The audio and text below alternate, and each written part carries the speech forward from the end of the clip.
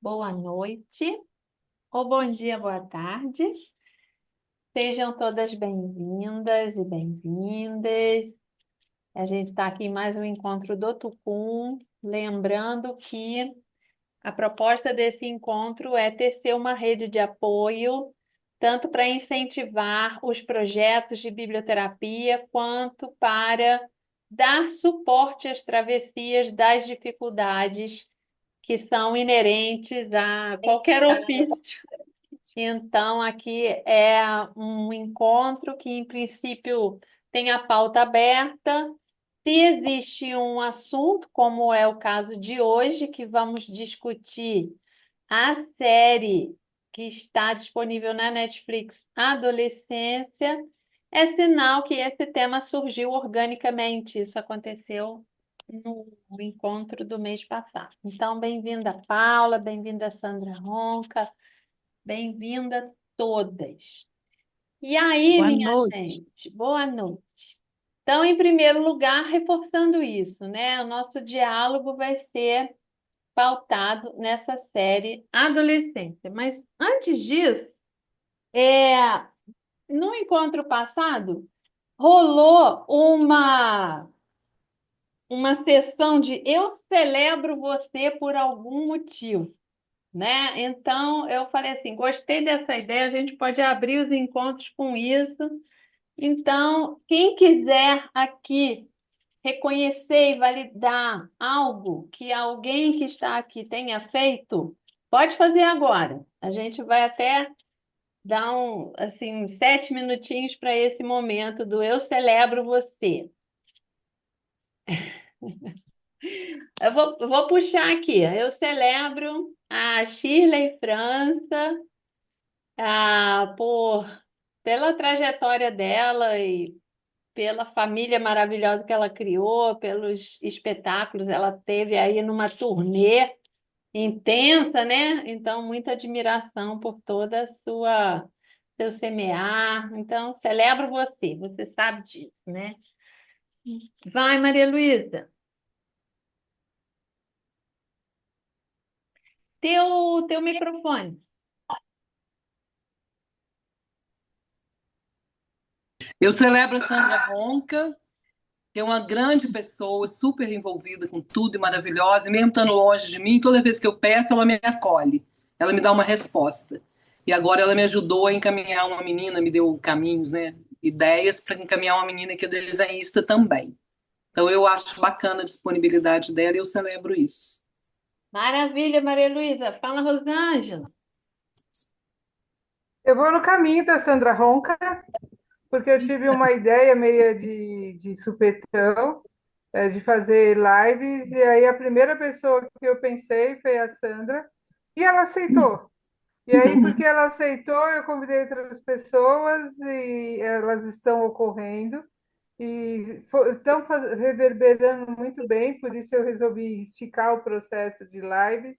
Mas a Sandra ela é muito especial, porque eu já tinha feito uma live com ela, e aí fiz durante a pandemia, fiz agora de novo, e ela é muito rica, assim.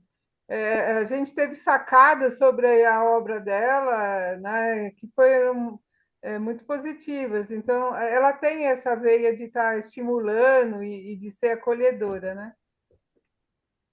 Maravilha, Rosângela. Fala, Sandra.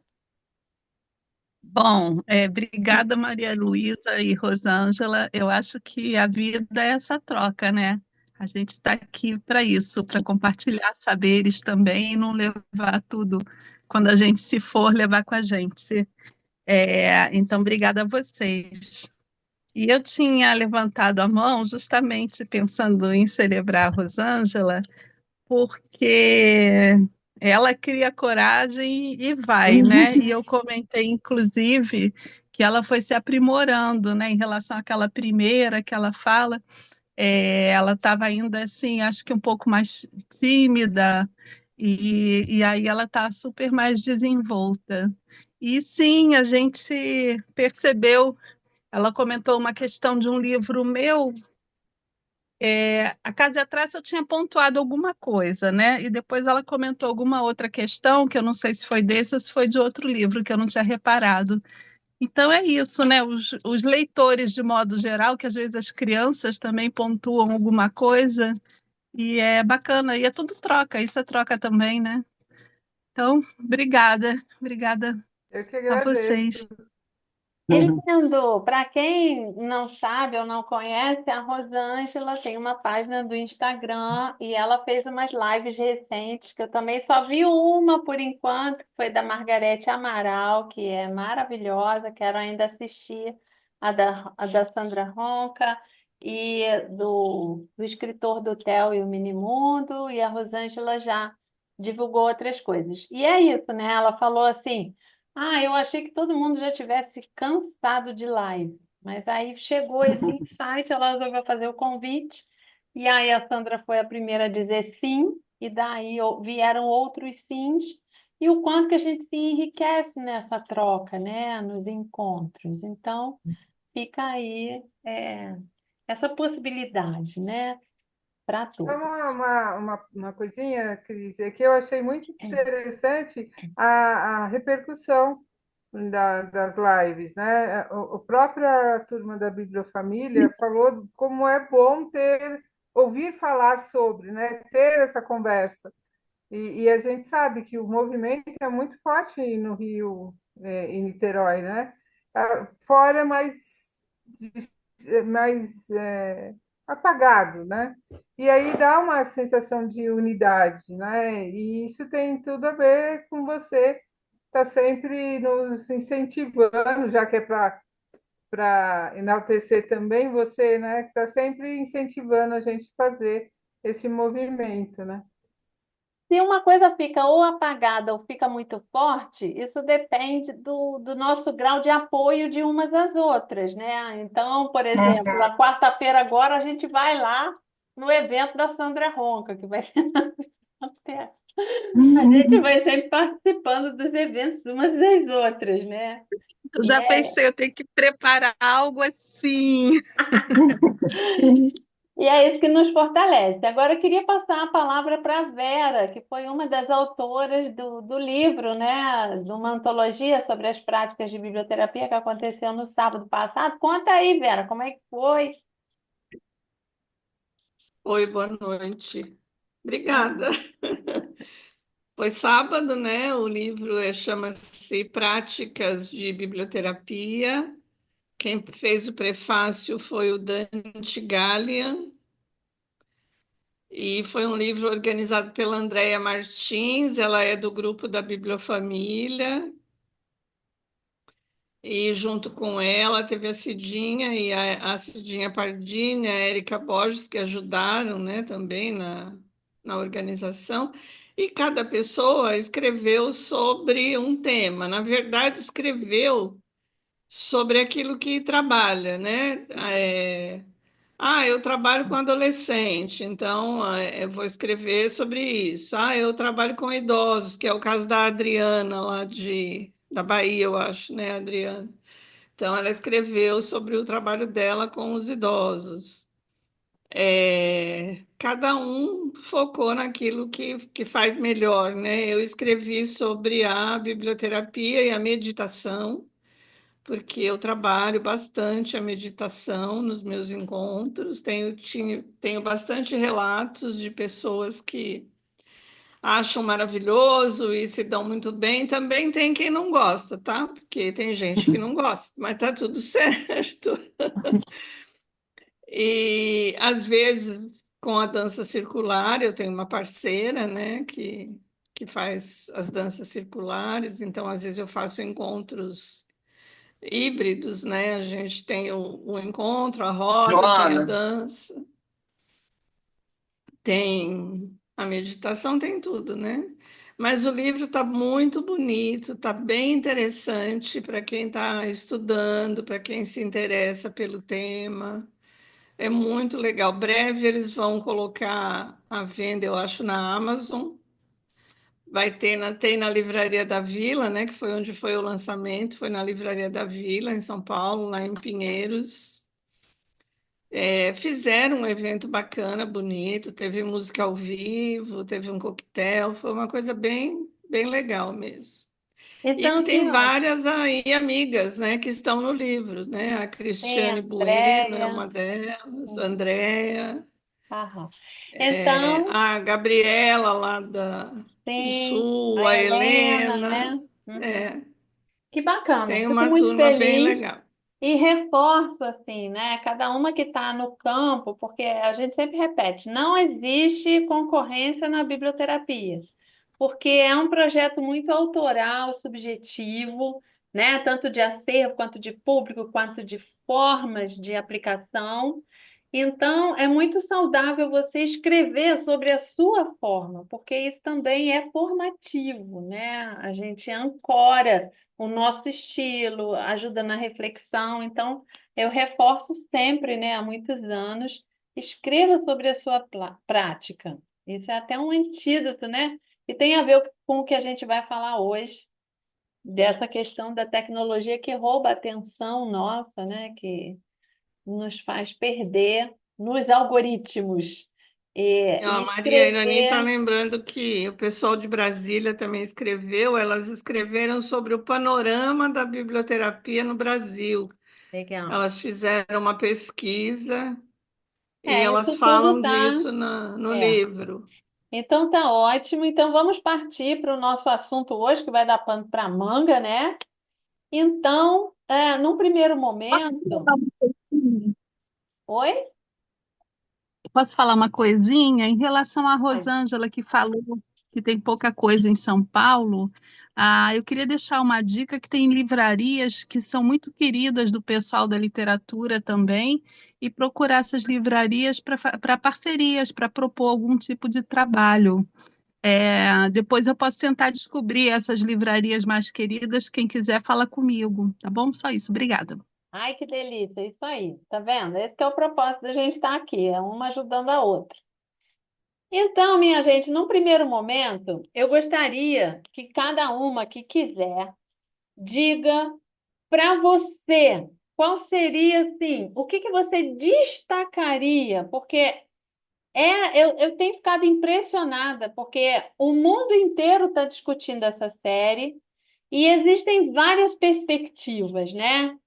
Tem essa perspectiva do cyberbullying, tem a perspectiva do que a tecnologia está afetando na saúde mental, tem a perspectiva da questão de gênero, e tem várias outras perspectivas. Então, eu queria primeiro, nessa primeira rodada, não que falasse tudo, mas sobre qual perspectiva você destacaria dessa série. Todo mundo conseguiu ver a série? Eu vi que a Cristina não conseguiu ver o último episódio, Vera também não. Então, quem conseguiu ver? Levanta a mão, só para eu ter uma ideia. Tá, bastante gente viu. Então, epa, eu levantei a mão, ele botou a mão aqui para mim, olha. Então, quem quer dizer? O que que mais assim te tocou? Quem quer puxar a palavra? Cris. Ai, Deixa a Andréia falar, vai. Oi, eu também tenho um compromisso logo depois, mas eu falei, eu preciso entrar, porque essa série também me atravessou de um jeito que o último capítulo, assim, eu chorei praticamente da metade para o final sem parar, né? Porque eu tenho uma filha pré-adolescente, uma adolescente, né? Então tá bem na realidade, na vivência, né? Dessa atualidade aí. E o que mais me marcou foi a hora que o pai olha para a mãe e, e fala, né, da filha, né? Da onde que ela saiu? E a mãe responde do mesmo lugar que ele, né? Então, assim, para mim foi muito forte isso, porque a gente, como pais, né, procura dar a mesma educação para os filhos, mas os filhos são completamente diferentes, e aí cai naquela questão, né, da igualdade ou da equidade, né? O que cada um precisa? Tem aquele que precisa de mais acolhimento, de mais atenção, tem aquele que é mais obediente, que vai seguir. É por pessoa, né? É um negócio personalizado, não dá para querer tratar igual, né? Tá, Então, a tem gente que ver o vai que cada um desenvolver precisa. mais daqui a pouco. Então, pelo que eu entendi, o que mais te impactou foi uma espécie de impotência dos pais. Sim, Tá, sim. De não entender, né? De não entender aonde foi que eu errei. Acho que é isso. tá, tá ótimo. Obrigada, Andréia. Diga, Obrigada Rosângela. a você. Para mim, o que chamou muita atenção foi a questão da comunicação. Esse hiato nos adolescentes, assim, a maneira que eu explico eu sou de uma geração antes da internet, então quando a internet chegou já era madura. Os meus filhos foi meio a meio, mas os meus netos, eles já são completamente mergulhados nesse mundo a qual a gente não tem acesso. Então, é muito comum pessoas aqui do grupo, falar: ah, eu vou pedir para o meu neto me ajudar, né? Quando fala de celular e fala de computador. Então, é uma linguagem que a gente não domina, é um mundo que a gente não entende. E uma comunicação entre verbal mesmo entre as pessoas cada vez mais distante, né? Eu fico enlouquecida quando eu mando uma mensagem para alguém, a pessoa leva 2, 3 dias, eu vejo que ela leu e ela não responde. Aí eu fico, tudo bem, você não precisa ter uma resposta, mas me diz o que está acontecendo. É aquela coisa que a gente perdeu o ritmo da comunicação e não entende esse código. E os filhos não confiam na gente porque sabem que a gente não entende. Então, a comunicação é uma questão muito significativa. E uma coisa que me chamou muita atenção, mas foi no pós, foi as críticas que a psicóloga levou. A reclamação como se ela tivesse a obrigação de dar um controle para a situação. E não é esse o nosso papel na psicologia, Tá, de né? E nem novo. ela está naquele papel. Vou te interromper um pouquinho só porque a gente está só mapeando quais são os assuntos. Então, pelo que eu entendi, você destacaria esse hiato na comunicação, né? Onde os adultos não alcançam um lugar que também as crianças ou não querem que ele acesse, né? Então, como cuidar se você não consegue nem saber o que está acontecendo, o que eles estão falando, né? E a questão das Sim, críticas a psicólogos. sim, mas é a história de alguém tem que ter a resposta, né? Ah, tá. Eles projetam na psicóloga, como ela não deu conta? Tem alguém que tem que saber, como se fosse uma única tábua de salvação. Tá, é uma. Você vê que existe uma riqueza de discussões, né? Então, vamos lá, Cristina. O meu acaba sendo parecido com a da Rosângela, que é a questão do cyberbullying mesmo. Eu fiquei muito chocada, muito impactada de ter todos aqueles símbolos, a pílula azul, a pílula vermelha e o incel, e eu nunca tinha ouvido falar disso. Não sei se é um consolo, né? Mas a família dele lá no filme também não, a polícia, os investigadores também não, a escola também não, né? Eu só fiquei meio assim porque começaram a falar muito do filme e aí ouvi um vídeo curtinho de uma psicanalista que está sempre na internet, eu não lembro o nome dela. Maria Mas Homem? Não. não, Não, é uma não, fã da psicanálise. não sei, Mas Cris, eu tudo posso bem, até segue, dar uma segue. olhada. Acho que eu não sigo ela. Mas sabe por que eu fiquei meio assim? Porque ela falou disso do incel, por exemplo, ela falou um pouco desses símbolos. Em 2018, ela falou: Eu tenho um vídeo que fala disso. Então, eu fiquei, você fica meio com a impressão: Nossa, mas eu nunca ouvi falar disso, né? Agora, a maioria das pessoas, aliás, todo mundo que eu perguntei, pelo menos da minha idade, eu tenho 64 também, não tinha ouvido falar nada disso. Tá. Então, isso A me Maria impactou Luísa está muito. levantando muito o dedo. Você quer dizer algo que está relacionado com o que a Cristina está falando? Não? Outra Ah, então coisa. depois, tá bom, tá bom. Vai, Cristina. É, e só complemento. É, não sei, Cris, acho que era isso, eu perdi um Era isso. pouquinho o que eu Ah, ia não tem falar, mas problema, desculpa. essa questão, imagina, Do essa questão cyberbullying. mesmo da surpresa, né? Eu falei, nossa, sim, lembrei o que eu ia falar. O que eu ia falar Ah, é que antes dessa série, isso já tinha esses assuntos de proibir a internet na escola e tal. E eu já pensava, não sei se é porque eu trabalhei nessa área também de TI, eu já pensava como controlar isso. Eu acho assim dificílimo, dificílimo, uma coisa totalmente incontrolável, é né? verdade, eu concordo com você. Eu também nunca tinha ouvido falar em Incel, também não conhecia aqueles códigos. E existem outros, existem até sites que justamente traduzem o que eles estão usando e o que quer dizer. Um troço muito doido, né? E realmente esses problemas todos existiam antes, mas a série, aí você vê o poder da arte, né? Ela tocou num ponto que é tão relevante que está reverberando no mundo todo. Isso que a gente está fazendo aqui, né? Acho que Então, não é só eu que estava pensando nisso, né? Como é não, difícil não, é controlar isso. coletivo. Obrigada. É impressionante o poder da arte mesmo. Eu não esperava tanta repercussão. Obrigada. Diga, Elis. Olá, boa noite.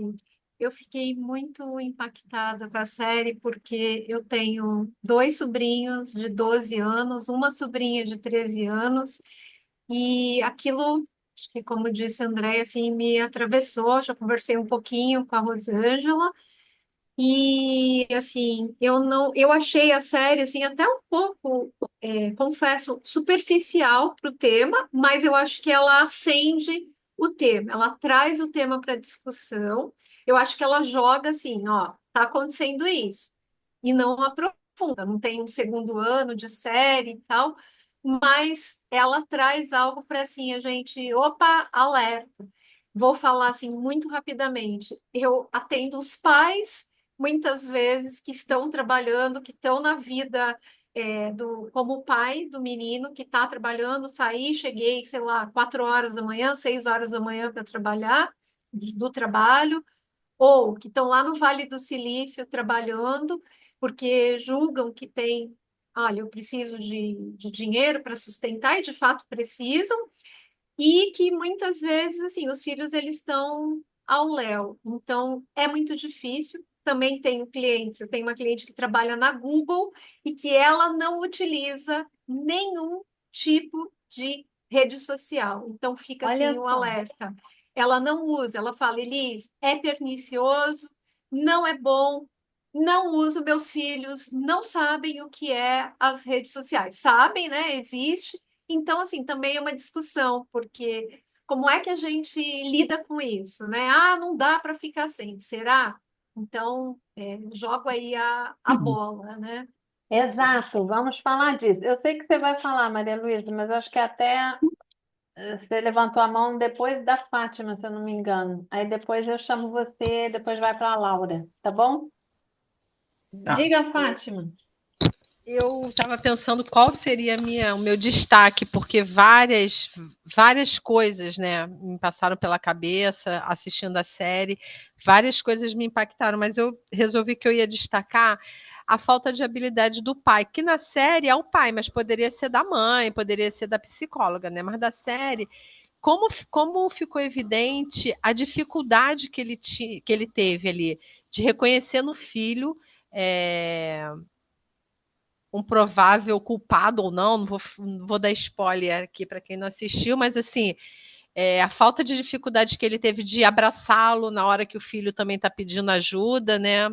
Então, isso para mim foi muito forte. E é isso, eu acho que a série traz.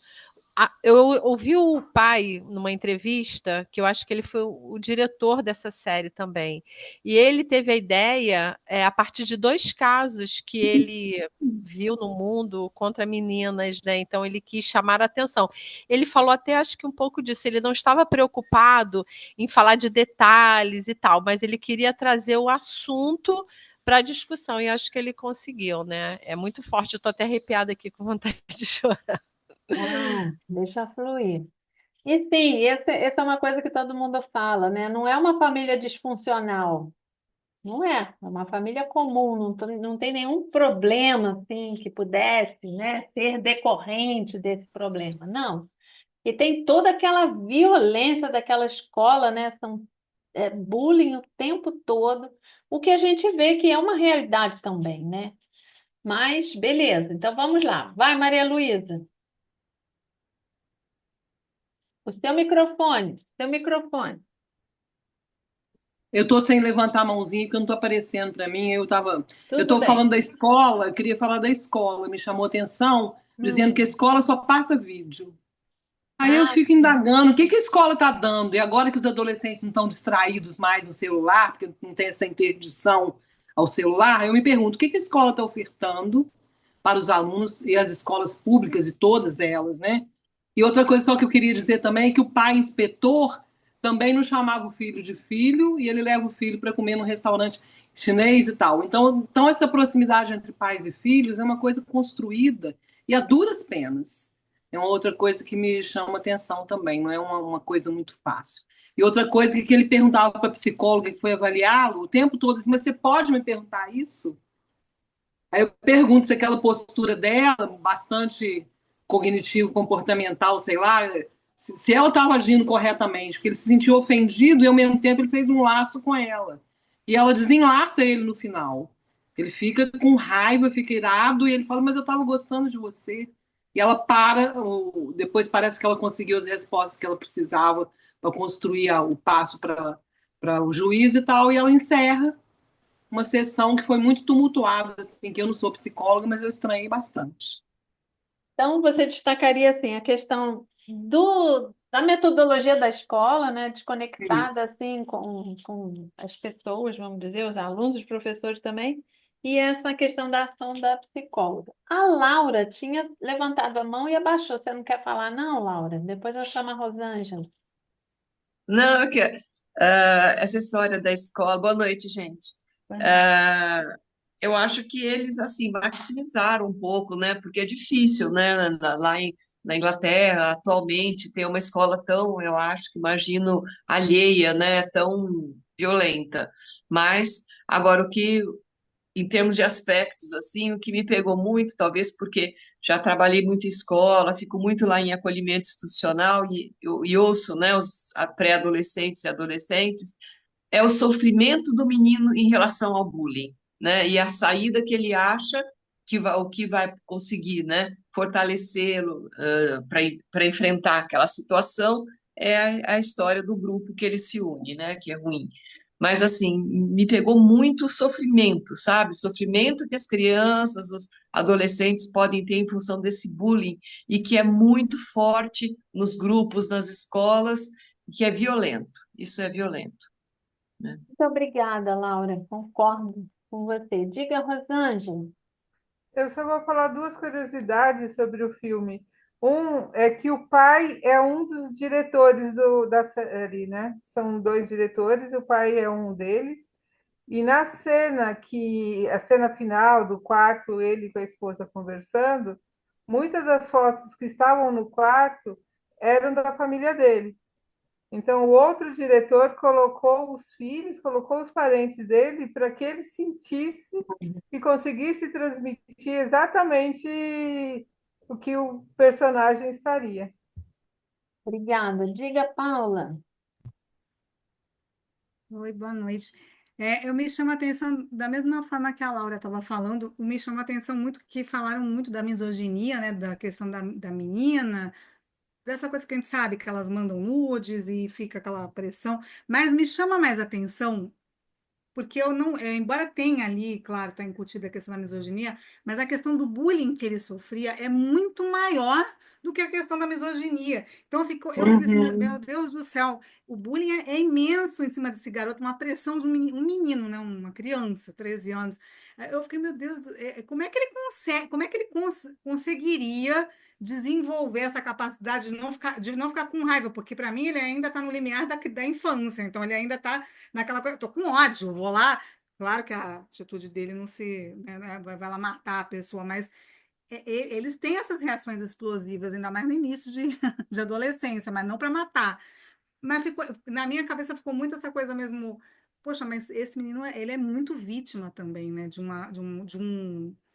uma questão que acontece muito entre eles, num universo que a gente não participa como pais e mães, que a gente não vê, a gente não tem, porque eles bloqueiam a gente, eles têm alternativas dentro da rede social onde eles circulam, onde a gente, de repente, um dia você descobre, às vezes, num perfil de alguém, uma foto do seu filho fumando uma maconha, e você nunca tinha. Nunca foi liberada para você, como mãe, olhar isso. Então, assim, eles têm, eu até esqueci o nome agora, mas são redes alternativas dentro do próprio Instagram, onde você não vê o seu filho fazendo, né? E a gente, né, também tem que complementar isso como uma angústia materna, porque a gente vem de uma época que a internet para a gente não era isso, não, gente. Então, assim, é um mundo também muito desconhecido para pais e mães normais ou anormais, não importa, mas é desconhecido para todo mundo, a gente não tem noção. Então, são pontos que me chamaram a atenção. Gente, vamos culpabilizar exatamente quem? Entendeu? Não é para culpabilizar, é para discutir mesmo, né? É isso. Exato. E Obrigada. aí eu tô louca para falar outras coisas para vocês e vocês devem estar querendo falar também. Então, vamos organizar. Fala, Andréia. Para mim ficou muito claro assim a frase que eu aprendi, né, na escola de restauração pessoal, que é pessoas feridas ferem, né? Todos ali representam esse tipo de ferida e as atitudes vêm dessa ferida. Então, não é achar culpados, né? Achar responsáveis, aí a importância do acolhimento, né? Então, me chamou muita atenção nisso das feridas, ali, de cada um, em cada situação, né? Em cada momento ali da série. Muito forte, gente. Nossa, só de falar meu coração já fica disparado. Mas tem algo que está além da ferida. E eu já vou mostrar uma argumentação. Mas fala, Fátima. Então, mas tem uma coisa que me chamou a atenção também, que foi o filho do inspetor, do policial. Ele não queria ir para a escola. E quando eu estava assistindo no dia, eu falei assim: ah, preguiça, né? Ah, estudante que não gosta de estudar, que nem os nossos filhos falam, fazem e tal. Mas ele também sofria bullying e era um sofrimento para ele. Então, na verdade, ele não queria ir para a escola para não passar por aquilo. E ele não teve a mesma reação que o outro menino. Então, é só para a gente também pensar nessa questão da individualidade, como a André falou no comecinho. Eu também tenho um casal de filhos e a gente sabe que é isso, né? Você cria a tua base de educação e de moral é a mesma, né? Mas você vai fazer diferente porque são dois indivíduos diferentes, né? Eu comentei no encontro passado que quando eu assistia, para mim foi um gatilho, porque eu passei por um processo com meu filho adolescente numa escola muito tradicional de Niterói e que foi bem traumático. Então, naquela primeira cena que o pai, né, que é o policial, recebe uma ligação do filho dizendo que ele não quer ir para a escola, e pelo visto isso era recorrente, pela experiência que eu tive, eu já sabia que esse menino estava sofrendo bullying na escola. Então, vai também, né, me toca essa nossa incapacidade de ler as pessoas, de ler o que acontece, porque a gente está muito ocupado, muito cansado, muito nas telas e está com pouca atenção para esses sinais. Então, tem sinais que as coisas não vão bem, mas não é só isso, né? E como uma das propostas do nosso encontro hoje foi discutir isso na perspectiva da biblioterapia, né? Então, que livros a gente poderia utilizar como suporte para debater essas questões? Nessa questão da leitura que veio aí, né, que a Fátima trouxe, a leitura do comportamento, né, como é que ele estava se sentindo, eu lembrei aqui do Eduardo Galeano, no livro dos Abraços. Ele fala assim, no finalzinho, lá, página 23, quando é verdadeira, quando nasce da necessidade de dizer, a voz humana não encontra quem a detenha. Se lhe negam a boca, ela fala pelas mãos, ou pelos olhos, ou pelos poros, ou por onde for. porque todos temos algo a dizer aos outros, alguma coisa, alguma palavra que merece ser celebrada ou perdoada. E aí, o que que acontece, né? Vocês também devem ter acompanhado inúmeras entrevistas, porque todo mundo está discutindo isso. Tem material no YouTube, tem material no Instagram, tem material pra caramba, né? E aí, eu assisti várias coisas e eu quero destacar, porque aqui em Niterói, uma escola viu a gravidade do assunto, viu que isso estava lá, né? Está impregnado aí na nossa sociedade, e ela promoveu um debate num teatro aberto ao público, com 4 pessoas convidadas para debater.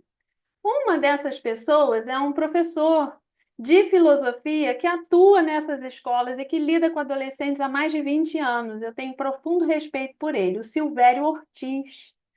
E ele teve, a Sandra Ronca deve conhecer, Elis também, né? Ele teve uma participação que me chamou muita atenção. Eu gosto de pessoa que é cirúrgica, né? Que pá, vai no ponto. E aí, por conta dele, eu comprei esse livro, A Geração Ansiosa. É Jonathan Haidt. Está sendo um best-seller isso aqui, né? E aí, o porquê que eu comprei esse livro? Eu queria compartilhar, porque o Silvério, eu vou mandar esse link para quem quiser. Ele tem uma aula, porque ele é dessas pessoas que lê muito e é capaz de fazer síntese e apresentar didaticamente as coisas. Então, ele tem uma aula que está no YouTube sobre esse assunto, porque ele é professor, ele começou a ver, né? Ele começou a ver essa transformação dos jovens muito a partir de um desenvolvimento da tecnologia, especialmente quando essa tecnologia veio para a palma da mão da gente, né? E veio com essa câmera virada para a gente, porque ele vai contando todo o histórico, né? Quando começou, era aquela internet de escada, a gente acompanhou isso, né? Tinha Orkut, aí acabou. E aí a tecnologia foi avançando, passou a ter banda larga, 4G. E aí esse Jonathan Haidt, ele vai marcar o que ele chama da grande reconfiguração. Então, por exemplo, de uma infância baseada no brincar, nós tivemos uma infância baseada no brincar, para uma infância baseada no celular. E ele vai mostrando em gráficos o que eu já tinha visto num livro lá atrás, que eu li, um livro publicado em 2000, do Francis Fukuyama, A Grande Ruptura, que me assustou muito. Por quê? O que ele comprovou? Que quanto mais a tecnologia avançava, pioravam todos os indicadores sociais. Aumentava o índice de suicídio, de separação, de crime, de ansiedade, depressão. E a gente tem acompanhado isso, né? Pela primeira vez, o ano passado, eles divulgaram que o índice de depressão, de fobia, dessas coisas, estava maior em adolescentes e jovens do que em adultos. Então, eu vou mostrar alguns trechos dessa aula do Silvério, que é uma aula muito condensada, né? Ele fez 4 aulas, cada aula sobre um livro. Essa aula que eu vou mostrar é sobre o Geração Ansiosa. Eu ainda não acabei de ler, mas eu falo para vocês, eu estou apavorada. Apavorada. Por quê? Porque nós, gente, vamos parar para pensar. Nós passamos pela adolescência sem esse mundo online, não foi? E nós somos amantes da leitura, não somos? E são 2 vantagens nossas, vamos dizer. E a gente já sente os efeitos da tecnologia na gente, a dificuldade de concentrar, a dificuldade de ler uma coisa mais grossa. Mas por quê? Porque a nossa atenção já não consegue manter, não é? Então, se nós estamos sentindo essa dificuldade, Imagina um cérebro que no seu desenvolvimento ele está perdendo funções. Então, eu vou mostrar um pouquinho. Cris, eu acho que o Pedro Brial entrevistou esse autor. É? Ai, Não que ele meu seja Deus. uma grande referência de entrevistador, mas fica para a gente também. Tá. Aqui, olha, tá no YouTube, se chama Por que tanta ansiedade, né? Porque hoje em dia, quem é que não é ansioso? Então, é a geração ansiosa. Mas ele vai construindo uma, como se fosse assim, um histórico do agravamento do problema, né?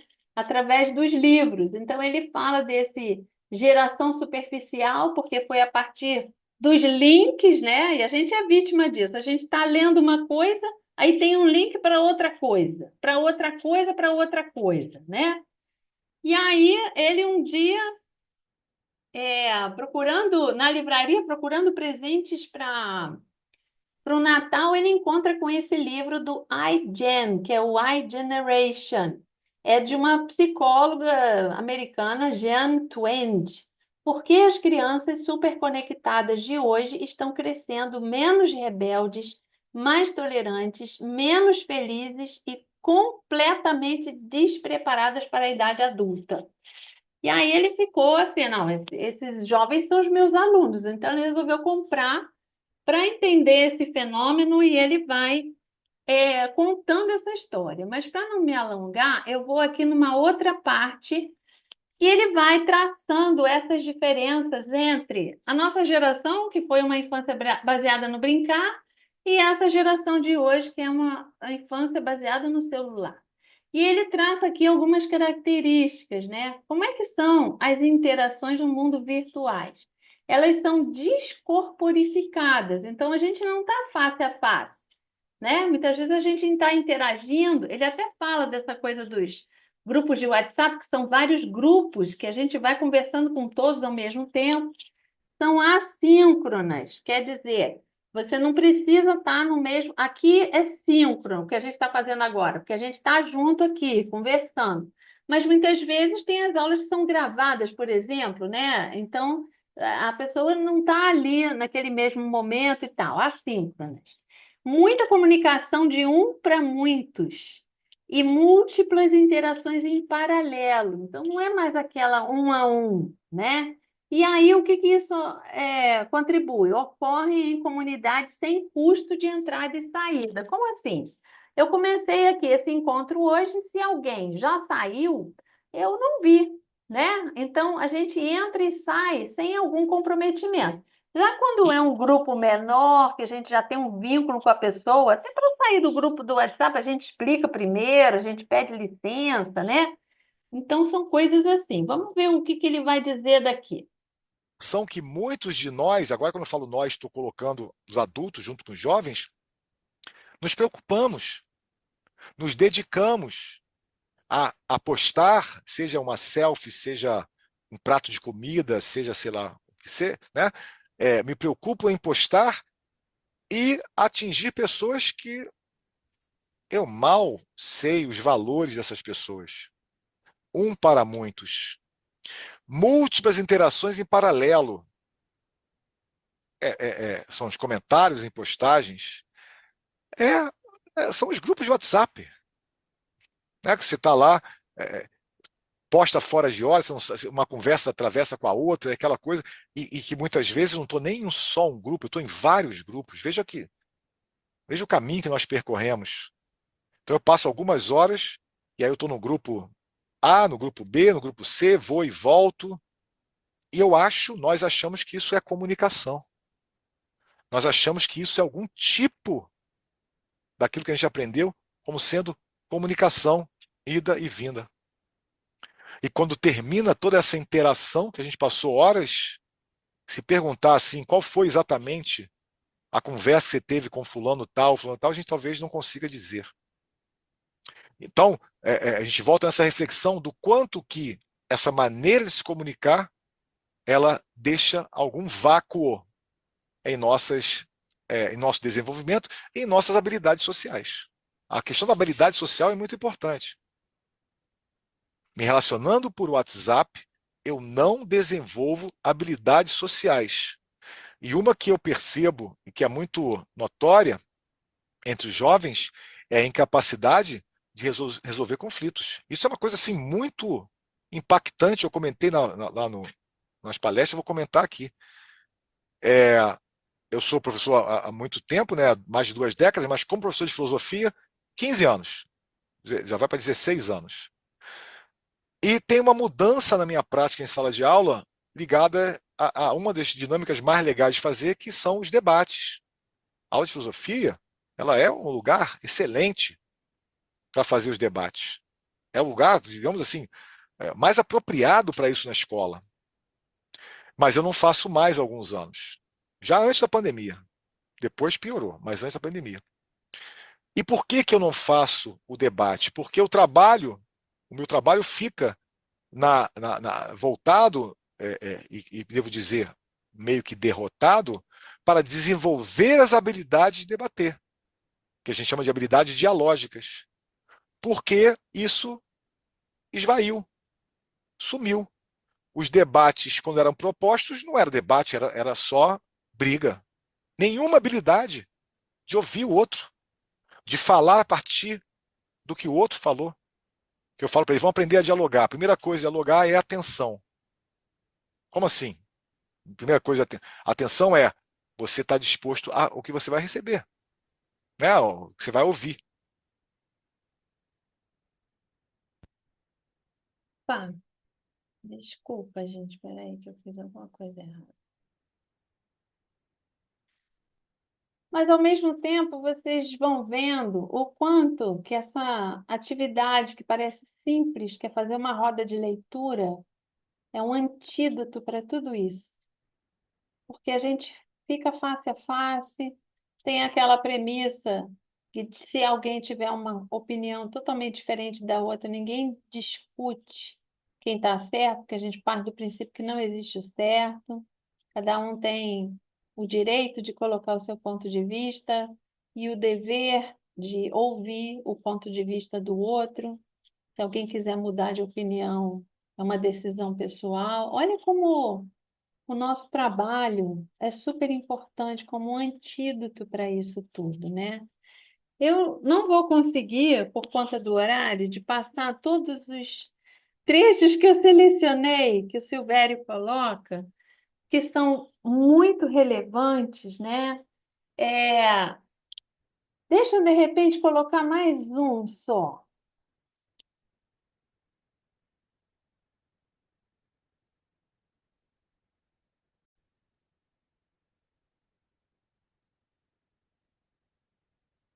Porque ele fala, né, dessa infância baseada no brincar, da infância baseada no celular. Que o que que aconteceu com a gente? Vamos ver se eu consigo resumir. É, por conta do aumento da violência, a gente passou a não deixar que as crianças brincassem na rua, não é? É, que as meninas fossem abordadas por pedófilos, né? Sempre teve. E aí, como na série, né? Como a Andrea colocou, poxa, a gente cuidou bem do nosso filho. Ele estava dentro do quarto, dentro de casa, né? Então, ele vai dizer que na infância baseada no brincar tinha uma super proteção, né? Cercar de todas as maneiras, não deixar ir para a escola sozinho, acompanha, leva de carro, né? Tem uma super proteção. Mas a partir do momento que ficou dentro de casa, aí tem uma subproteção, porque a gente acha que está seguro, mas o que a criança está tendo acesso é um mundo cheio é um mundo guiado por é, algoritmos, uma linguagem extremamente violenta, que a gente sabe que os discursos de ódio, eles circulam mais. É também uma comunicação baseada na trollagem, que chama, né? Que é essa coisa de ficar zoando, rindo dos outros. E aí vira um terreno, né? E como foi dito aqui, nós que não temos intimidade com essas tecnologias, quantas e quantas vezes eu pedi para os meus filhos me ensinarem coisas?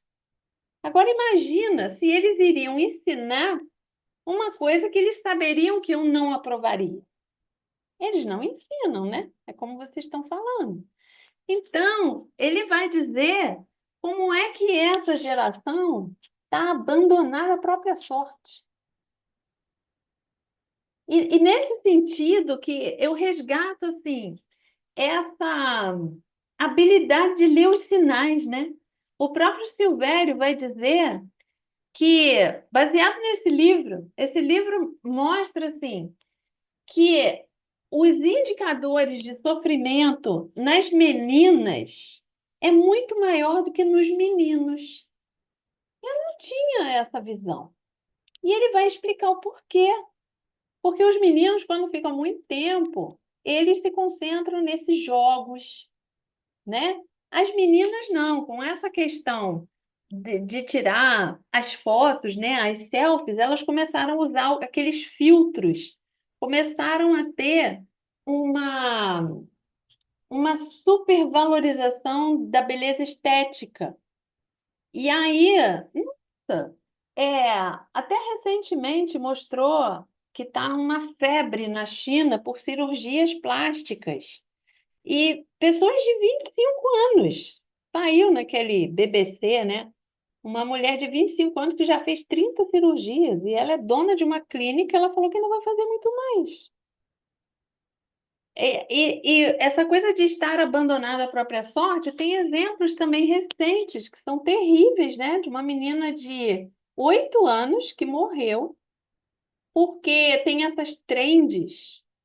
Então, uma tendência, vamos dizer, era ficar cheirando o spray do desodorante por mais tempo. Ela teve uma parada cardíaca, uma criança de 8 anos. E aí, nessa discussão que teve lá dessa escola aqui em Niterói, tinha advogado e tudo que falava que criminalmente o responsável é o pai, que são os pais. Então, olha que questão, é uma questão que precisa ser discutida pela sociedade, pelo Estado, porque se é uma grande reconfiguração, a gente tem que também, de alguma forma, encontrar maneiras de redução de danos, sabe? Porque a geração dos adolescentes, das crianças, está sofrendo demais, demais, e está impactando no funcionamento, diz aí esse autor, da função executiva, que é de fazer. Então, existe uma passividade, né? Que a gente percebe, quem tem filhos percebe. Então, ele vai dando também caminhos, né? De dar tarefas do dia a dia para fazer. O que vocês estão sentindo ouvindo tudo isso?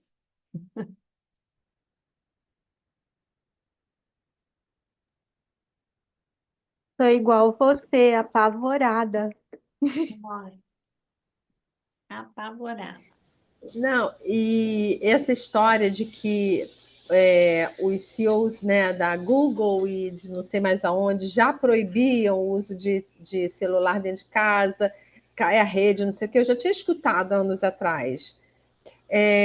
Mas o que me assusta é que a gente ainda não sabe como fazer. Então, eu vejo hoje jovens, né, com filhos pequenos que já sabem fazer melhor do que eu fiz ou que eu deixei de fazer. Então, já tem controle de horário, não deixa, nananã.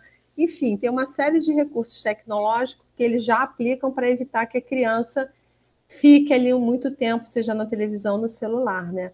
Mas, recentemente, eu vi uma entrevista, e agora eu não sei o nome, eu não sei se vocês falaram ainda há pouco, do Instagram, né? Que os nossos adolescentes, e até a gente pode ter ali e não é um avatar, eu tenho a minha conta do Instagram, mas tem algum jeito ali que eu posso ter uma subconta com coisas que eu não quero compartilhar com vocês, que eu vou querer compartilhar com um grupo restrito, um grupo menor. E só esse grupo, pelo que eu entendi, vai ver, vai ter acesso.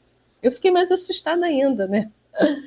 Porque não é só aquela questão dos códigos e tal, é como você controlar o celular do teu filho quando ele já tem 19 anos, porque desde os 16, 17 já usava e você não controlava, você confia, você conversa, você fala, né? Você tenta ficar atento aos sinais, mas será que é suficiente, né?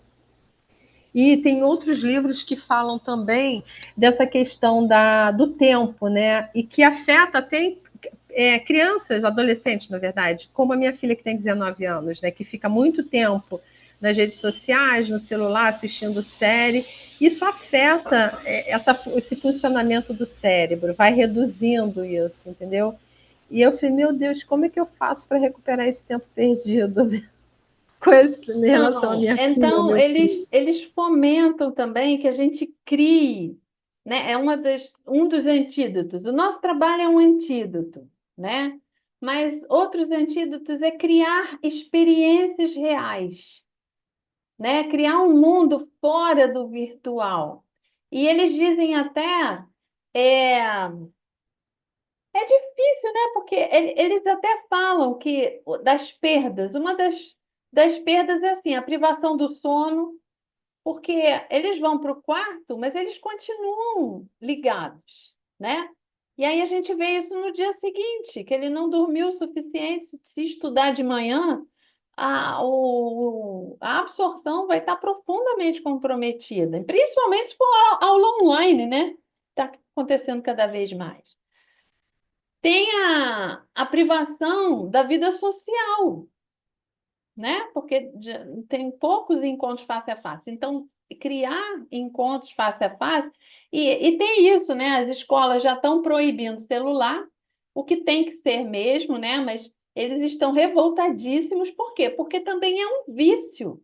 Vicia mesmo. Eu tenho amigos que estão se especializando em trabalhar com isso porque está assustador, né?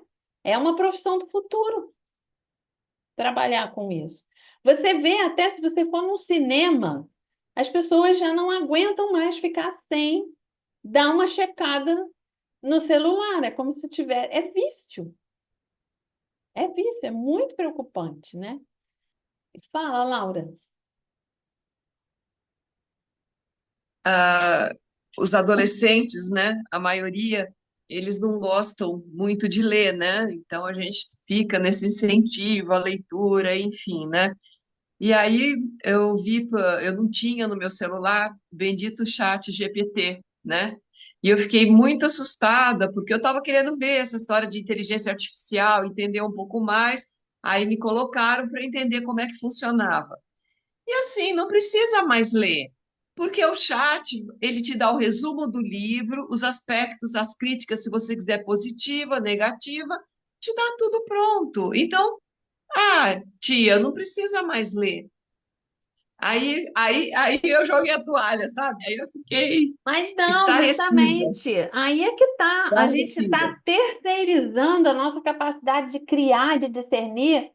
Uma das entrevistas, e, enfim, que me chamou a atenção foi daquele psicanalista Christian Dunker, que ele vai dizer o seguinte: quando esse menino passa por tudo isso, lá no primeiro episódio, ele é levado para a cela, ele fica preso e ele fica sem o celular, é aí que ele vai parar para pensar o que é que estava acontecendo, o que é que ele fez. O que é que ele não deveria ter feito? Então, essa pausa é o que dá a ação reflexiva, né? É o que dá também a criação. Para você criar alguma coisa, você precisa da pausa. E toda essa geração está sem pausa. A gente tem feito isso também. Então, quando a gente tem um tempinho livre, a gente vai lá para o feed, que aquilo parece que a gente vai entrar rapidinho, quando você vê, passou 1 hora e você não fez nada, e você ficou se ocupando da vida dos outros, né? Então, é claro que todo mundo que está aí nas escolas ou que trabalha com redação, por exemplo, está muito assustado, porque eles não são capazes de escrever. Não porque não são capazes de escrever, eles não estão pensando, está terceirizando isso, né? E isso vai crescer mais, gente. E é isso, né? O que é que tem por trás disso tudo? Tem um grande sistema capitalista que quer ganhar dinheiro e que está ganhando, né? Essas redes sociais são gratuitas, mas eles recebem muito dinheiro dessas propagandas que ficam o tempo todo, né? Capturando a gente. Então, como é que se detém um sistema econômico tão poderoso? Eu posso falar, Cris? Pode? Depois eu chamo a Cristina, porque a gente fica nervosa, né? Vai, Maria José. Não, então você é Cristina, Cris, né? Boa Sim. noite para todos, né? Só que a Luísa que me conhece, e eu queria dar assim, um olhar um pouco diferenciado pela minha profissão, né? Pela minha função de psicanalista. E a Luísa me convidou, eu achei muito legal, né? Falar sobre isso, mas eu não consegui ver toda a série. Mas eu peguei dois aspectos, Cris. Eu vou pegar a questão do coletivo, né? O coletivo, a gente vai verificar, disso que eu vi, a questão da autoridade, que está totalmente desmontada nesse momento que a gente está vivendo. E aí a gente pode ver a falta de autoridade ou de lei na escola, né? Os mestres têm que gritar, não comandam, né? O pai do que marca a lei, aquele que toma conta da lei, aquele que é a lei, não tem isso de autoridade com o filho de pai, né? E, enfim, a gente vai ver toda essa situação nesse coletivo. Aí, no particular, né, eu pegaria a questão do menino. E é muito interessante que quando eu trabalhei muito, estudei muito sobre a questão dos assassinatos pelo amor, pela via do amor. E a gente diz que aquele que mata, ele é o primeiro morto. E isso é para uma criança de 13 anos, né? Ele matou por amor? Ou por amor a ele mesmo? Ou por falta de amor que ele experimentava, né? A Dorinha Durval, ela conta, quando ela mata o namorado dela, ela fala exatamente isso. Como que ele perturbou ela, maltratou ela, sacrificou, escravizou com todo o dinheiro que ele tinha, até ela não aguentou mais o sofrimento, ela matou ele. E ela já estava morta, ela sentia. Mas quando ela mata ele estava morto, ela não.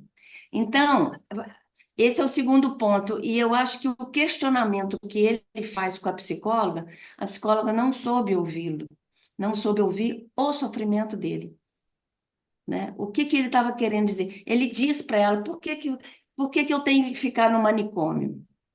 Isso aqui é um manicômio. E por que que você me faz tantas perguntas? Quer dizer, por que que você não escuta meu sofrimento? Ali que eu acho que, né, pegou, talvez pelo tipo de terapia, que eu não sei que tipo de terapia que ela trabalha, mas é toda E ele questionava, por que que você está falando tanto do meu pai? Né? O que que ela estava querendo inferir com o pai desse garoto? Né? Eu não posso dizer, na situação do pai dele, se havia aí uma questão de autoridade, mas tinha algumas questões meio dúbias, acho que vocês que assistiram tudo, em relação ao pai, uma certa ambivalência, né? Vamos dizer assim. Então, esse tipo de coisa que eu peguei, eu acho que todo mundo já falou um pouco, né? Todo esse trânsito onde a autoridade não tem mais valor como se tinha antigamente, né? E aí vem bullying, vem toda essa situação. Último ponto, gente, é muito interessante, que mudou muito, né? As meninas hoje estão com muito mais poder na rede social do que os próprios meninos. E isso também eu acho que é uma demonstração, né? Isso não foi muito tocado, mas aquela garota, amiga da que morreu, tenta, né, falar isso. Bom, era isso que eu queria Bom, obrigada. Você tocou contribuir. em vários pontos, né? Na verdade. Então, é, existiu sim uma provocação ali, né, da menina, mas é um ambiente todo muito violento, né? Vamos dizer. Tóxico, né? E a gente pensa assim, a adolescência, simplesmente sem essa questão toda virtual, ela já é da complexidade, né? Porque é um período de maturação que é caracterizado por essa necessidade de afastamento dos pais, de pertencimento, de busca de autoafirmação, que envolve riscos, né? Então, teve uns amigos também que ajudaram, que deram a faca para ele, que devem ter Sim, provocado para ele provar a masculinidade e tal, né? Então, não é um problema de uma pessoa, é esse contexto de brutalidade e de impotência, né, de quem detém aí esse suposto papel de autoridade, que seja da família, seja da escola, do professor, é realmente preocupante, né? Cria um campo que não é só da ficção, o que a gente viu na ficção, a gente observa, né, no nosso cotidiano. E em relação a essa postura da psicóloga, não é uma situação fácil para nenhum dos dois lados, né? Ela não estava ali como psicóloga para cuidar dele, ela estava ali para emitir um laudo, para fazer parte do processo. Então, muitas críticas que fazem a ela não levam em conta é, esse propósito da intervenção dela, né? E para ele, realmente, a gente não sabe, para uma criança de 13 anos, viver tudo que ele já tinha sofrido até cometer esse crime, né? E depois tudo que ele passou, porque é um outro mundo, né? A gente que está aqui em liberdade não tem noção do que é estar privado de liberdade. É uma criança ainda, né? Vamos combinar, 13 anos. E aí, de repente, está num ambiente, num manicômio. Não sei o que é pior, né? A gente nunca tem noção. Então, é claro que ele ia ter comportamento agressivo, ele não tem ainda maturidade para ter regulação emocional, ele estava desesperado, né? Enfim. Dá para discutir de vários pontos de vista, né? Mas fala, Cristina, que está com a mão aí levantada. Na verdade, eu ia fazer uma pergunta, né, para ver a opinião aí do grupo, se alguém tinha alguma opinião, porque era uma pergunta minha com relação ao filme. Mas aí vocês falaram tantas coisas, né? A Maria José, você também agora, e eu queria fazer também esse comentário sobre a psicóloga, que é basicamente o que você falou, que eu vi discussões e também pessoas criticando a psicóloga, e vi gente falando que existe uma diferença entre psicóloga forense, que eles chamam, que é essa que faz esses laudos que você falou, e a psicóloga clínica, né? Na verdade, ela não estava ali para fazer terapia, ela nem ia ter tempo para isso, né? Acho que eram poucos encontros, tinha outro também avaliando, né? Então, ela não tinha como, ela precisava de um laudo. Então, essa questão do laudo tem a ver com a minha pergunta, porque assim, eu acho que o filme ele mostra todos esses aspectos que, que levam, como você disse, né, a juventude a ficar ao léu, sem controle, a escola caótica, uma família muito bem intencionada, mas muito ocupada, e o cyberbullying como se fosse assim tudo isso que causou essa ação do menino. E eu acho que, claro, teve muita influência. Mas eu, desde o início do filme, eu achei que o filme ia para um lado e foi para o outro, mas eu achei que seria provado algum transtorno mental no menino, né? E isso não acontece no filme. Então, essa é a pergunta que eu tenho para vocês, assim, né? Vocês acham que ele não tinha nenhum transtorno mental, né? Nada que, Dá para a assim, gente que tudo bem que responder ele... isso, né? Mas talvez o que a série traga é todo um contexto que forma, né? Que faz uma cooptação Tem esse filme aí da Fernanda Montenegro chamado Vitória. Nossa, me Uhum. emocionou muito esse filme, porque é a realidade, né? Então a gente vê uma criança, é como se fosse uma fábrica de criminosos, sabe? É uma fábrica de Sim. brutalidade, uma fábrica de violência. Então, se esse menino tinha ou não tinha uma questão, ele podia até ter, mas eu acho que o grande serviço que essa série está prestando é sacudir a gente. Olha só. O que que a gente está vivendo agora? O que que a gente vai fazer com isso? Né? Então, por isso que a gente está aqui trazendo essas coisas para a consciência. Eu estou até com problema, porque o meu horário de leitura é antes de dormir. Aí eu estou lendo esse livro, eu estou dormindo mal por causa desse livro. Eu não vou mais ler de noite, não. Porque é muita realidade que agora eu estou olhando diferente o mundo, sabe? E eu estou evitando ficar no celular. E eu estou tentando, assim, defender, que aí, né, já trazendo para a indicação de um livro, tem o Lolo Barnabé, da Eva Funari, que eu acho que é um livro interessante para tocar nesse assunto. Só resumidamente, já vou chamar aqui quem está com a mão levantada, eles eram das cavernas, eles ficavam em torno do fogo, conversando, é uma família, o pai, a mãe e o filho. E aí tem uma frase assim: eles eram felizes, mas nem tanto. Aí eles resolvem criar as coisas. Aí vai criando, né? Eles não tinham nada lá, eles ficavam só assando lá uma comidinha, conversando. E aí eles resolvem criar uma casa, depois da casa vira cama e o armário. Ele vai inventando um monte de coisas e sempre tem essa frase: eles eram felizes, mas nem tanto. Depois de tanto inventar as coisas, eles vão ficando tão ocupados e vão ficando muito nervosos, até que chega um limite, não aguenta mais. Aí o que que eles resolvem fazer? Foram até o quintal e acenderam uma fogueira. Ficaram olhando o fogo e pensando na vida. Depois, Lolo contou uma história e Brisa contou outra. Finco ouviu tudo animado no colo da mãe. Aí tem uma frase assim: eles estavam infelizes, mas nem tanto. Acho que é um bom livro. Deixa eu ouvir o que a Rosângela tem a dizer. Vai. Depois eu tenho aqui outras indicações para dar e nosso tempo, ó, tá correndo. Uma das questões que eu achei muito interessante que a Maria José trouxe é a questão da autoridade, que se bagunçou muito com o autoritarismo, que a gente vê muito isso na política hoje em dia. Então, essa questão da autoridade, e aí de maneira muito ampla, está no filme, né? Precisa voltar a falar sobre isso.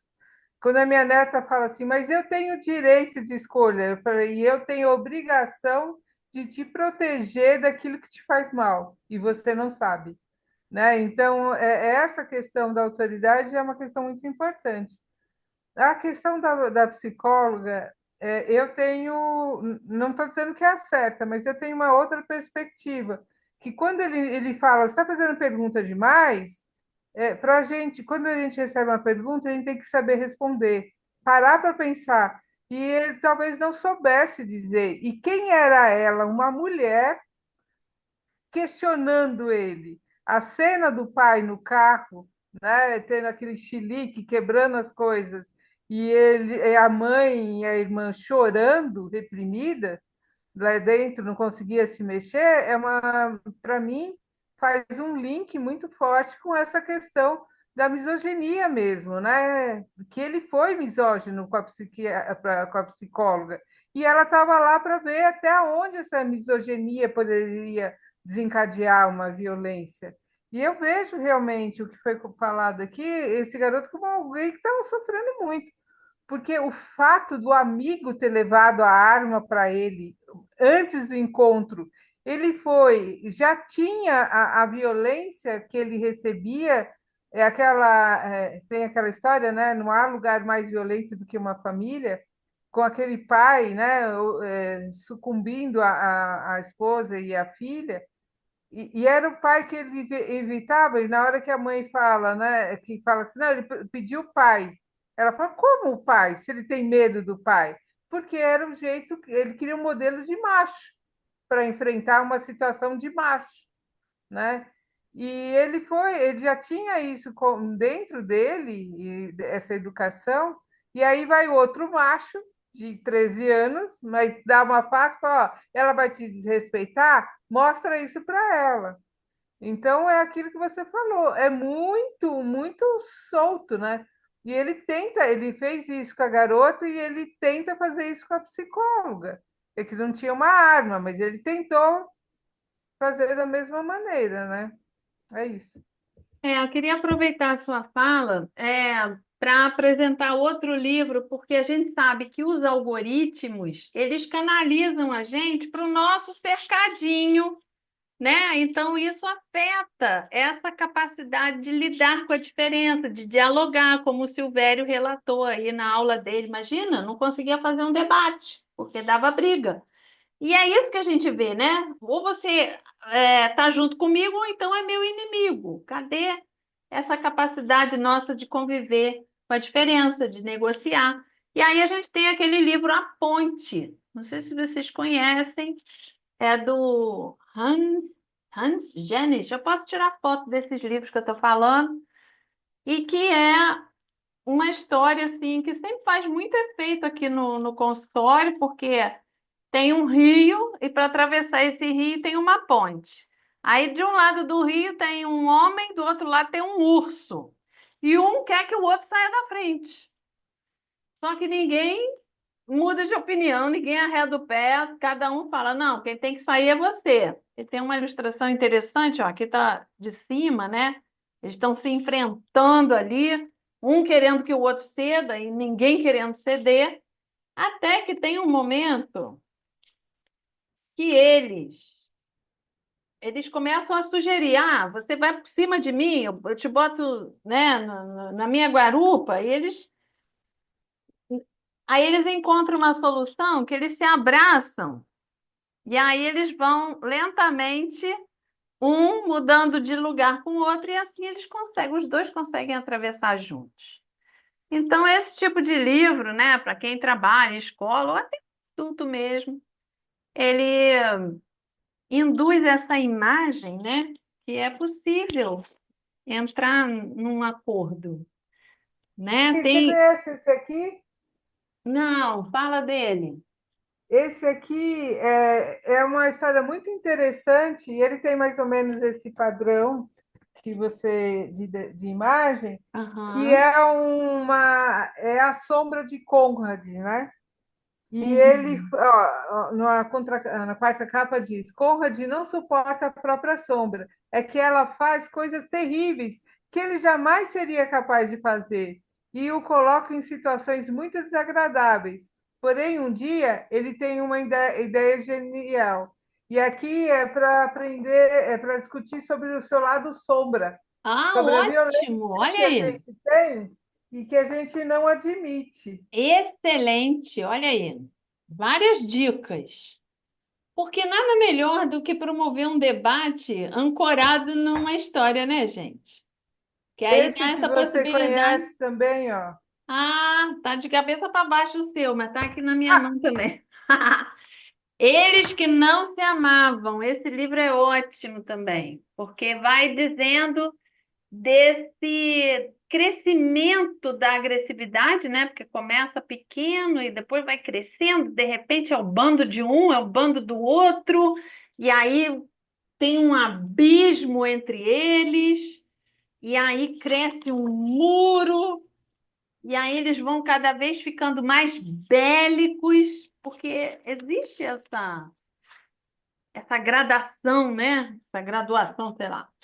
E aí, só que numa página do livro é dito assim: e um dia, já bem longe das crianças que foram, o Alberto e o Bernardo, chefe dos seus imensos grupos, e amargos com tanta vida perdida, se encontraram na madrugada por cima do muro para fazer uma combinação.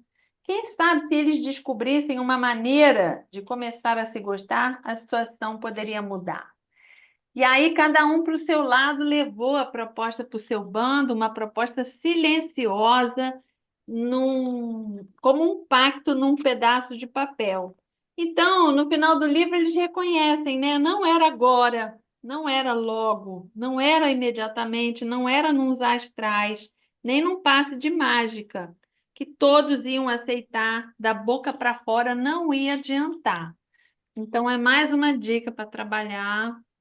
Deixa eu escutar a Shirley. Diga, Shirley.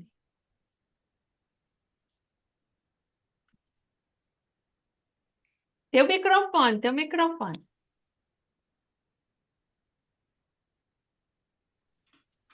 Estou aqui pensando assim, peço desculpa antecipadamente, porque eu tive outra reunião simultânea aqui, parcialmente, não assisti a série ainda, mas visualizo aqui tudo isso que vocês estão falando, quero ver a série, estou lendo um livro sobre a adolescência, né?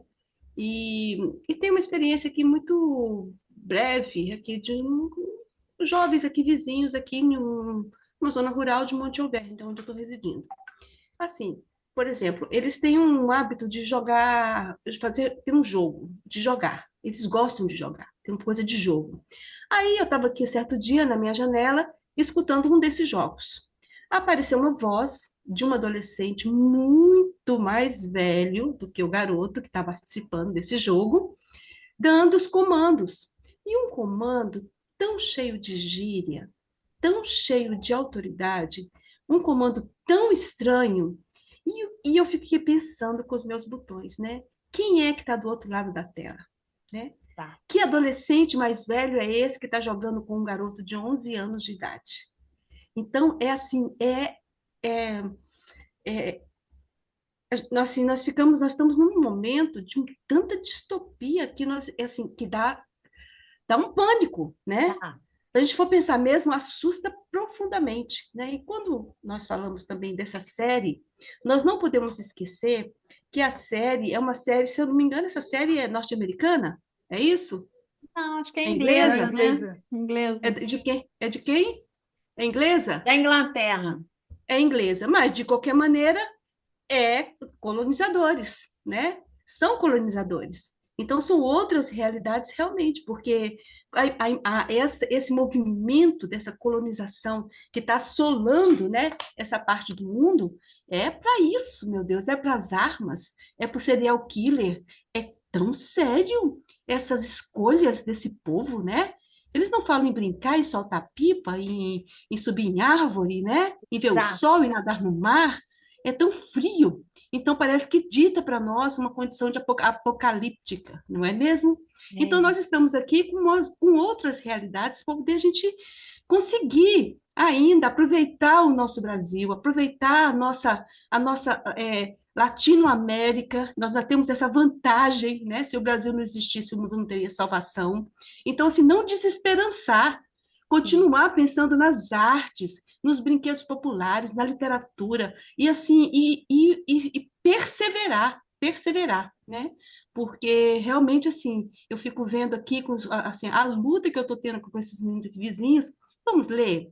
Você quer um livro? Aí eles não cedem, não cedem, eles não querem literatura de jeito nenhum. Como que é difícil conseguir colocar um livro na mão dos meninos, né? Dos jovens, das meninas, dos adolescentes. E como é fácil ter o celular disponível, não é mesmo? Então, e o celular disponível não está só na mão dos meninos e das meninas, dos adolescentes e das adolescentes, está na mão dos papais e das mamães. Como Exato. nós, como exemplo, estamos nas salas sem assunto, preocupados com o celular, com a rede social, com as mensagens do WhatsApp para responder, com tantas coisas que a gente determinou para esse aparelho. Meu Deus do céu, a gente não sabe mais viver sem ele. Parece que falta um pedaço de nós. Onde nós estamos, se a gente está sem nosso celular, parece que nós estamos perdidos no espaço, no túnel do tempo. É horrível. E eu me sinto essa pessoa também, com 60 anos, metida nesse turbilhão. Então, é preciso que a gente tome cuidado e cautela cada vez mais, né? Então, assim, eu quis falar um pouquinho sobre isso, vou assistir a série, vou continuar estudando esse tema e trouxe um livro que eu gosto muito, muito, que é o Controle Remoto, do Tito.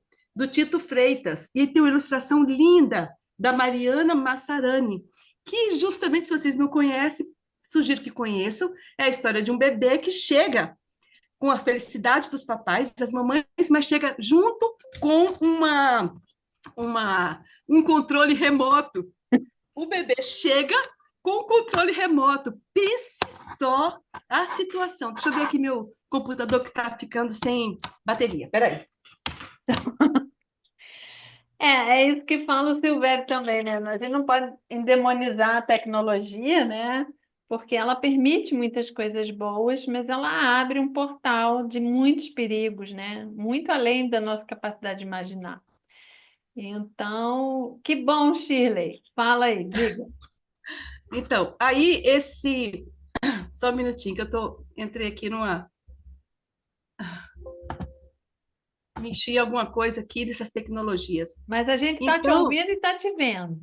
Então, aí o Tito, ele escreve de uma forma muito interessante esse livro, que a criança chega com o controle remoto. E a mãe e o pai descobrem que a criança estava chorando lá em determinado momento e começam a utilizar o tal do controle remoto. E aí, minhas amigas, vive essa criança com esses pais durante 7 anos. O controle remoto bota para dormir, stop, começa todas os comandos do controle remoto. E, de repente, o controle remoto fica fraco.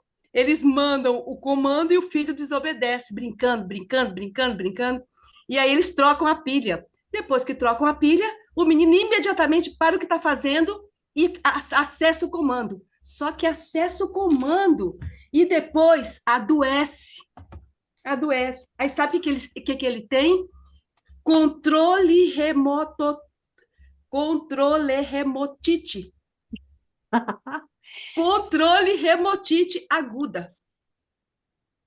Mas a Pense aí. questão é que agora não só a criança, como os pais estão sendo Exatamente. monitorados e comandados pelo controle remoto dessas Pelo... big techs. É isso, né? Exatamente. Por que a gente E não as palavras... percebe o perigo? Porque a gente está enredado nela também.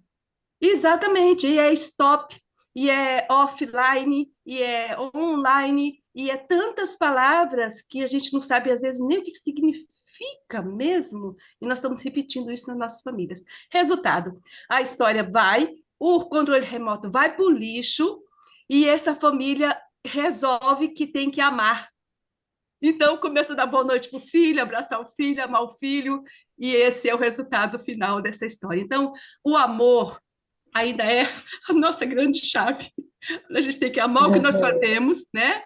E perseverar.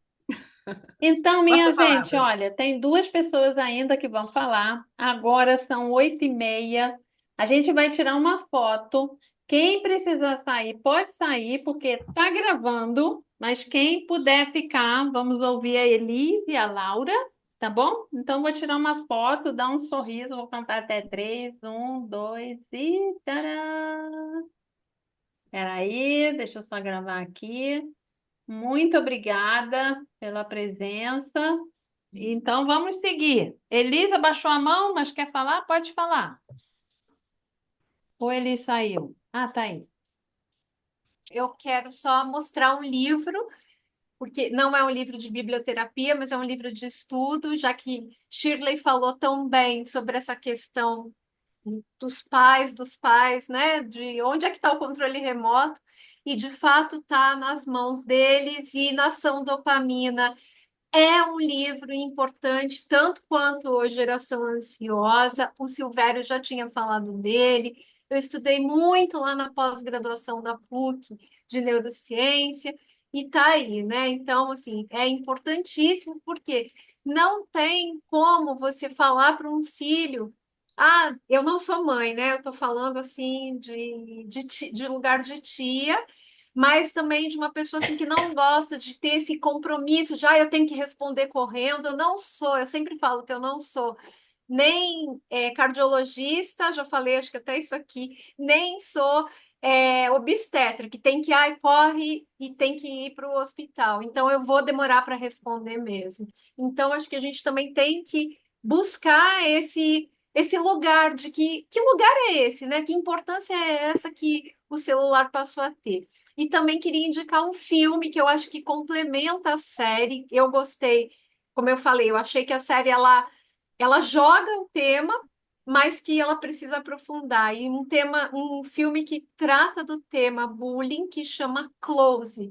Tá na Netflix, é um filme belgo-francês, mas que vai trazer essa questão também do bullying, da adolescência, que eu acho que dá para a gente refletir um pouquinho. Era só isso, tá bom? Obrigada, Elis. Diga, Laura.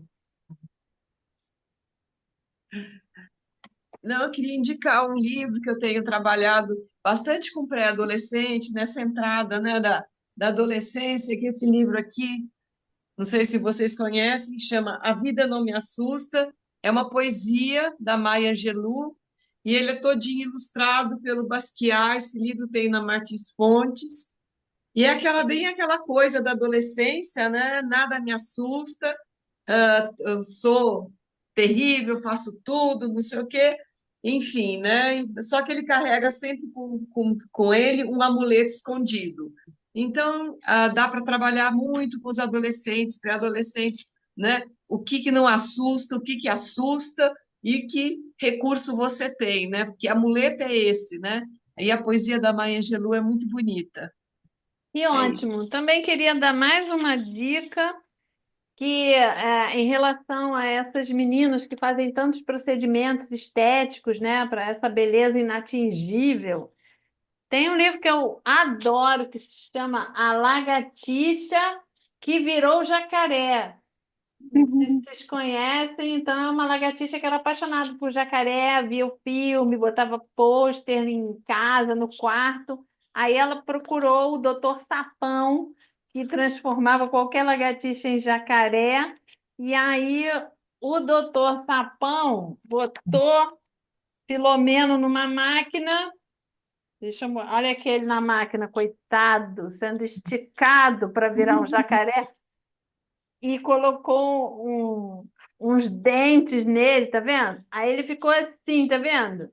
Aí ele foi encontrar com os amigos com aquela autoestima elevada, agora eu sou um jacaré. E os amigos começaram a rir dele, você tá parecendo mais uma minhoca. E aí ele não gostou, né? Ó, é, como é que o outro chama? Ah, o que há de tão engraçado uma minhoca? Minhoca, olhe bem para mim, sua galinha choca. Sabe quem eu sou? O Filomeno, aquela lagartixinha pequenininha que você e o Totó viviam chateando.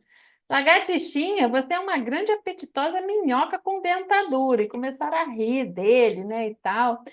E aí ficaram zoando tanto dele que ele não gostou. Aí ele voltou lá no Doutor Sapão e falou que queria ser ele mesmo, né? Ele queria voltar a ser lagartixa, ele chegou em casa, os pais não entenderam nada, ele rasgou os cartazes.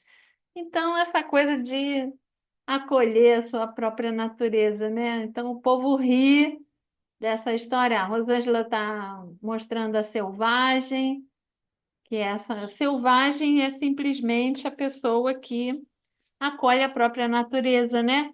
Nós falamos desde a semana passada que o Ernesto é um clássico, né, para trabalhar bullying, e é o que eu também ouvi muito nessas entrevistas variadas sobre essa série, é a total incapacidade de falar sobre os sentimentos, né?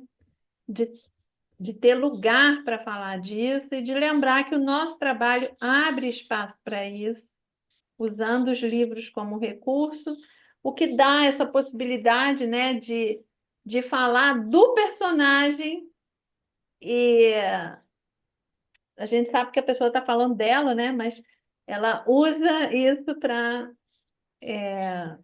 canalizar, para expressar. E para finalizar aqui as dicas, eu não sei se alguém mais separou o livro aí. Ele é um livro que tem uma linguagem bem infantil, mas ele traz uma mensagem essencial para todo mundo, que é O Segredo da Lagartixa, Letícia e Salmo Danza. A Sandra talvez conheça esses escritores Eu acho que presencialmente. ela dança também, né? A É, Letícia. Deve ser esposa, talvez. Ele é um ilustrador já bem conhecido, bastante tempo. Ah, Não sei então, todo mundo também. percebe que tem algo errado com essa lagartixa, só que ela não fala nada para ninguém, né? E aí é tudo o inverso. É uma linguagem mais infantil, mas ela está aqui escondendo alguma coisa. Muito remédio, infusão, a lagartixa tomou. Comprimidos, injeção, nem por isso melhorou. A sua outra patinha também imóvel ficou. Depois foi outra e mais outra, todo o seu corpo parou. E é isso que acontece quando existe um segredo, né?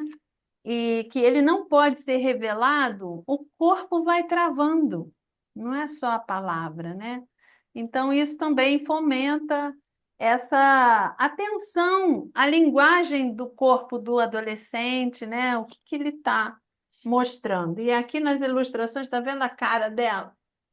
Ah, tem alguma coisa ruim acontecendo, né? E aí eles vão chamando o médico, vai chamando um monte de gente, vai chamando a bicharada toda, e no final das contas, ela revela, né? Ela revela, deixa eu ver. O besouro, satisfeito, batia palmas, sorria, estava maravilhado, transbordando de alegria. E no final, todos se foram e a lagartixa sarou. Imagine, ela sorriu, ela chorou. Então, o que ela guardava na caixinha, na verdade, ó. Agora, meu amiguinho, você pode adivinhar o que havia na caixinha? Era muito amor para dar. Ele tem um conteúdo infantil, mas ele traz essa tensão de guardar um segredo, né? Que nem sempre é uma coisa positiva assim. Cris, eu queria falar desse aqui, ó, rapidinho, Estela Sem Deus e Jefferson Tenório. Embora na divulgação ele fala sobre uma adolescente negra, mas não tem nenhuma crença que foi passada aqui, nenhum valor de educação que foi passado aqui que a minha família branca não tenha cultivado, né? Então, ele trabalha muito essa questão dos valores que nos levam a reforçar a misoginia, a reforçar o machismo que existe dentro da mulher, as escolhas que a mulher precisa fazer durante a adolescência. Então, principalmente com o personagem da garota, que é muito pouco trabalhado, ele é um livro que permite a gente entrar nessas questões, né? De maneira mais profunda. Tá ótimo. Então, a gente vai encerrando por hoje. Fica o compromisso, eu compartilho com vocês o link lá do YouTube do Silvério, para quem tiver interesse e disponibilidade. Posso fotografar esses vídeos, esses livros que eu mostrei, a capa, botar lá no Tucum. Nosso próximo encontro vai ser na última segunda de maio, que vai cair no dia 26, e vai ser com pauta aberta.